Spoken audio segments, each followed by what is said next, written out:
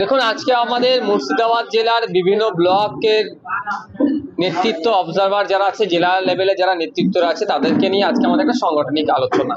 কারণ 2026কে সামনে রেখে আমাদের মুর্শিদাবাদ জেলায় আমরা কোথায় কোথায় কন্টেস্ট করব, কিভাবে করব, তার একটা আলোচনা সভা এখানে, এবং সংগঠন কোন জায়গায় দাঁড়িয়ে আছে না দাঁড়িয়েছে তার একটা বিধানসভা ভিত্তিক আমাদের একটা রেজাল্ট বা তথ্য নেওয়ার আজকে আমাদের একটা সাংগঠনিক সভা।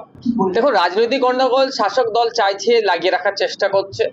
আর যে খুন কটা এই ভাঙড় ডিভিশন হওয়ার পরে ক্যালকাটা পুলিশের যে কটা খুন হয়েছে, একটাও কিন্তু রাজনৈতিক খুন নয়। মার্ডার হয়েছে ঠিক কথা, পুকুরে ডুবে মারা গিয়েছে, সেগুলো তদন্ত সাপেক্ষ। কিন্তু দুর্ভাগ্যের বিষয়, একটা চন্দনেশ্বরের দিকে যে স্বামী এবং স্ত্রী ফ্যামিলি যেভাবে মার্ডার হলো, তারা এখনো পর্যন্ত কিনারা করতে পারছে না।